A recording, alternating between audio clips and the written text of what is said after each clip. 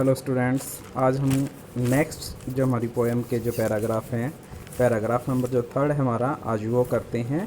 पीछे हमने जो पैरा किया था फर्स्ट और सेकंड, जो वाक नामक कविता है, उसमें जो थर्ड पैरा है हमारा वो है, आई सीधी राह से गई न सीधी राह, सुसुम सेतु पर खड़ी भी बीत गया दिन आहा, जेब टटोली कोड़ी न पाई, मांझी को दूं क्या उतराई।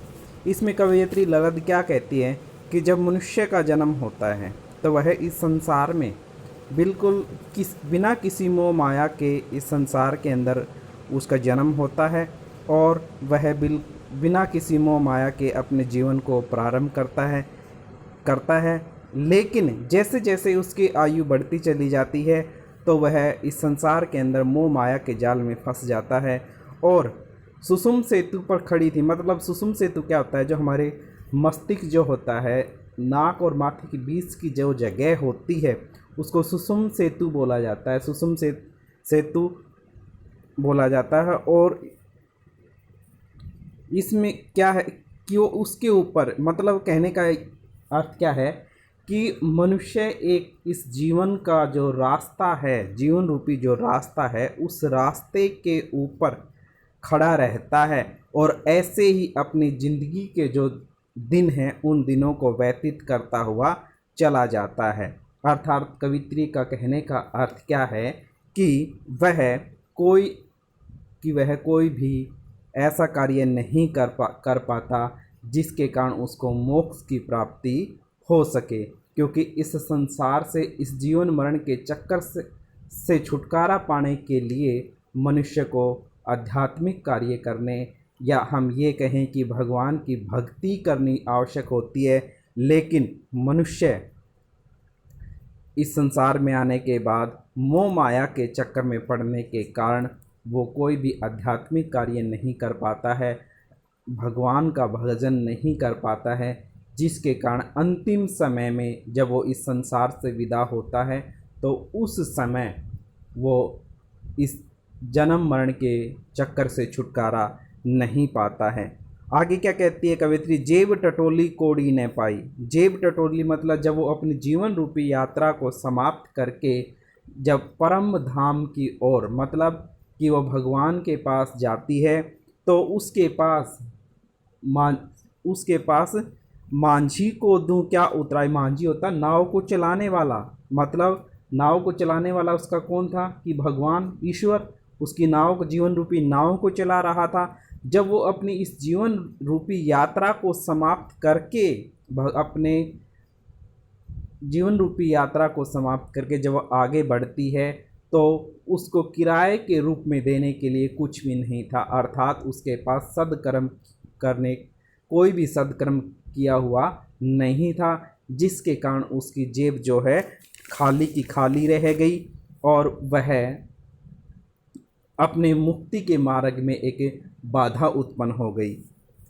इसका भावार्थ क्या है इसका, कि मनुष्य इस संसार से कुछ नहीं ले जाता, उसे मोह माया में नहीं बंधना चाहिए।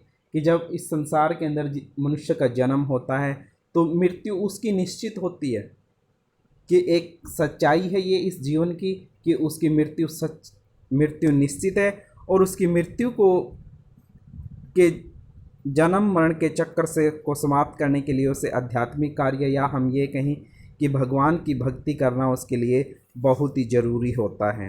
विशेष में आप क्या लिखेंगे, भाषा सरल सहज और भाव अनुकूल है, जेब टटोली एवं कोड़ी न पाई, पदों का लाक्षणिक प्रयोग देखते ही बनता है। लाक्षणिक मतलब एक लयबद्धता जो दिखाई गई है इसके अंदर, वो हमें देखने को मिलती है। इसके बाद हमारा जो नेक्स्ट पैरा है, अंतिम जो पैरा वो आता है, थल थल में बसता है शिव ही, भेद न कर पाया, भेद न कर क्या हिंदू मुसलमान, ज्ञानी है तो स्वयं को जान, वही है साहिब से पहचान। कि कवयित्री क्या कहना चाहती है, थल थल में बसता है मतलब कण कण में भगवान बसता है। शिव मतलब भगवान, ईश्वर, अल्लाह जो है वो इस संसार के अंदर अपने कण कण में बसा हुआ है, भेद न कर। और वो हिंदू और मुसलमानों को कहती है कि भगवान के अंदर कोई भी भेदभाव हमें नहीं करना चाहिए।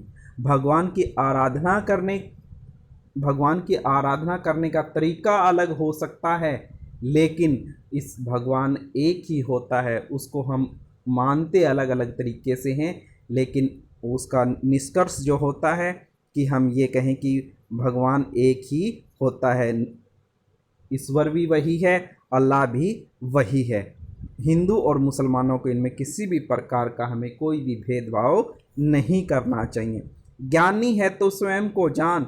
अगर इस जीवन को जीते हुए तूने ज्ञान को प्राप्त कर लिया है या अपने आप को समझ लिया है, तो अपने अंदर ही छुपे हुए उस भगवान को तू पहचान ले, जिससे तू इस संसार से विदा होकर इस संसार से विदा होकर जीवन मरण के चक्कर से छुटकारा पा सकता है। वही है साहिब से पहचान, कि जो तेरे मन के अंदर जो भगवान बैठा हुआ है, अगर तूने उस भगवान को पहचान लिया तो इस संसार से तेरी मुक्ति हो सकती है। इस संसार से जीवन मरण का जो चक्कर है उससे तू छुटकारा पा सकता है। भावार्थ में क्या लिखेंगे आप? ईश्वर सर्वव्यापक है, मतलब ईश्वर प्रत्येक स्थान पे है। आत्मज्ञान से उसे प्राप्त किया जा सकता, मतलब हम अपने अंदर ही अपने आप के ज्ञान से ही उस भगवान को प्राप्त कर सकते हैं, उसको पहचान सकते हैं। विशेष में क्या लिखेंगे? थल थल में पुनरुक्ति प्रकाश अलंकार है। पुनरुक्ति मतलब जब शब्दों का बार बार प्रयोग हो जाता है, एक से ज़्यादा बार प्रयोग कर दिया जाता है, उसको पुनरुक्ति प्रकाश अलंकार कहा जाता है। भाषा सरल सहज और प्रवाहयुक्त है, मतलब एक लयबद्ध तरीके से हम इसको गा सकते हैं। शब्द चयन विषय अनुकूल है, शब्दों का जो चयन किया गया है वो विषय के अनुसार किया गया है। तो स्टूडेंट, जो हमारी पहली पोएम थी वो हमारी आज समाप्त हो गई है। इसकी व्याख्या को आप करेंगे, अपनी फेयर कॉपी के अंदर नोट करेंगे और इसको याद करेंगे। आज के लिए इतना ही। थैंक्स।